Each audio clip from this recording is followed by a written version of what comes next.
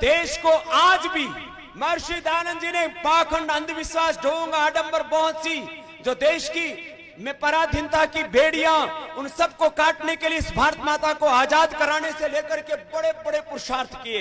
लेकिन आज भी इस देश में बहुत बड़े पुरुषार्थ की आवश्यकता है। उसमें एक बात मैं अभी कहता हूं, 2 बजने वाले हैं, योगी जी भी आएंगे। मेरा कार्य निरंतरता से चलता रहेगा उनके स्वागत तक। सबका एक मन में विचार है, देश कैसे बचेगा? 10-20 साल के बाद, 25-50 साल के बाद भारत का भविष्य कैसा होगा? कोई सिर तन से जुदा के नारे लगा रहा है, कोई गजवाए हिंद के झूठे सपने ख्वाब पाल करके बैठा हुआ है। कोई कहता है भारत को इस्लाम में तब्दील कर देंगे, कोई कहता है भारत को ईसाई बना देंगे, कोई कहता है भारत को नास्तिक बना देंगे, कोई कहता है भारत को टुकड़े टुकड़ों में तोड़ देंगे।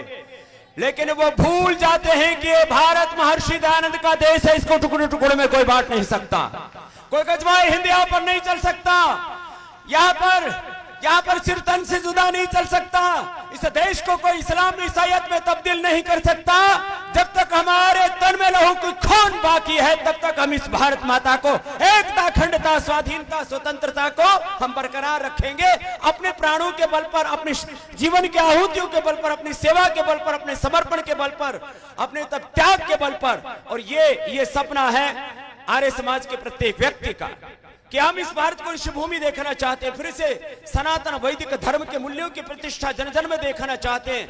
ये संकल्प लेकर के आप सब यहाँ पर बैठे हुए हैं, तो मेरे साथ एक बार जोर से जरा एक उद्घोष सबके मुखारविंद से उद्घटित होना चाहिए। बोले महर्षि देव दयानंद की, सत्य सनातन वैदिक धर्म की। ये वैदिक धर्म, ये सनातन धर्म, ये ऋषि धर्म और इसके अनुरूप एक सुंदर समाज, एक परम वैभवशाली राष्ट्र और एक परम वैभवशाली विश्व। मुझसे लोग कहते हैं जी इस्लाम इतने 50 से ज्यादा इस्लामिक देश हैं पूरी दुनिया में, कुछ ईसाई देश हैं। आज भी अमेरिका का राष्ट्रपति शपथ लेता है तो बाइबल पर हाथ रख करके कसम खाता है। तो बोले हम कहां हैं?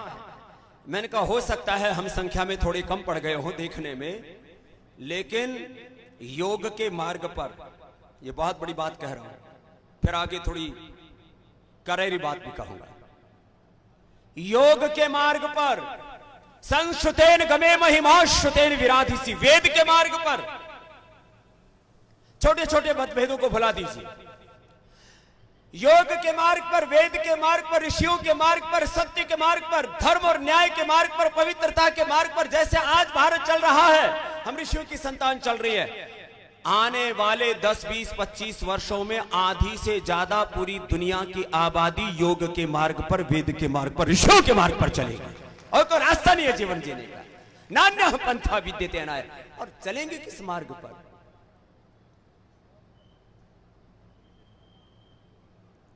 कोई कहे कि ऊपर से मूछ कटा लो, दाढ़ी पूरी रखो, ऊपर से टोपी पहन लो और जन्नत में चले जाओगे, हुर्रे मिल जाएंगे। हमको हुर्रे नहीं चाहिए, इस संसार को हुर्रे नहीं चाहिए, इस संसार को सुखमय वातावरण चाहिए। और ये सुखमय वातावरण कैसे बनेगा? एक बार दोनों हाथ उठा करके बोले भारत माता की, भारत माता की। हमारे दोनों हाथ एक बार तालियों के लिए उठें, जो हमारे सत्य सनातन वैदिक धर्म के गौरव हैं, हमारे ऋषि परंपरा के गौरव हैं, हमारे वेद परंपरा के गौरव हैं, हमारी योग परंपरा के गौरव हैं। ऐसे हमारे पूज्य श्रद्धेय योगी आदित्यनाथ जी का एक बार जोरदार तालियों से अभिनंदन, वंदन, उनको प्रणाम।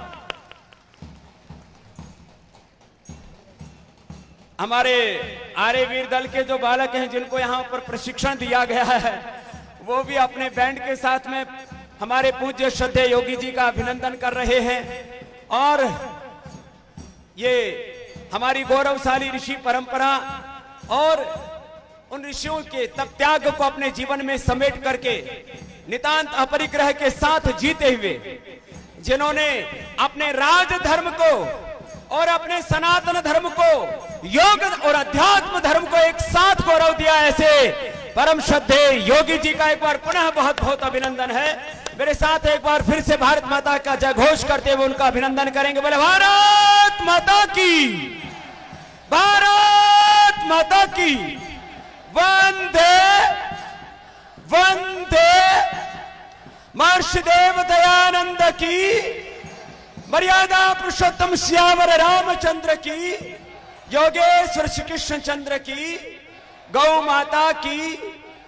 तो आज यहां हमारे सतपाल जी, जो हमारे आर्य समाज के भी एक बहुत बड़े पुरोधा हैं, महर्षि दयानंद के वेद के पथ पर चलते हुए जिन्होंने पूरे जीवन में भर पवित्रता के साथ में सेवा की, पुलिस में रहते हुए भी, और अब बागपत जहां से एक बहुत बड़ा एक राजनीतिक मिथक चला आ रहा था, वहां से एक बड़ा कीर्तिमान बनाया, वो भी आज हमारे साथ हैं और बहुत से महानुभाव हैं। एक बार उनका भी जोरदार अभिनंदन है।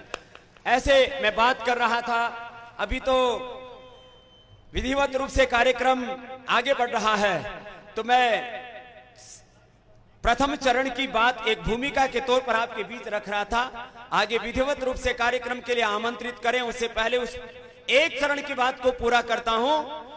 कोई कुछ लोग सिर तन से जुदा गजवाए हिंद का, इस भारत को कोई इस्लाम की देश में कन्वर्ट करने का, कोई ईसाइयत में कन्वर्ट करने के झूठे ख्वाब सपने देख रहे हैं। ये भारत युगों युगों से ऋषियों की भूमि था, ऋषियों की भूमि है और ऋषियों की भूमि रहेगा। और वेद पथ पर, ऋषियों के पथ पर, सत्य सनातन वैदिक धर्म के पथ पर यह देश आगे बढ़ेगा। और भारत ही नहीं, पूरी दुनिया योग के पथ पर, वेद के पथ पर, ऋषियों के पथ पर, सनातन मूल्यों के पथ पर आगे बढ़ेगी, क्योंकि इसके अलावा कोई जीवन जीने का सम्यक मार्ग है ही नहीं। और उस ऋषि परंपरा का प्रतिनिधित्व करने वाले एक महान योगी, एक तपस्वी सन्यासी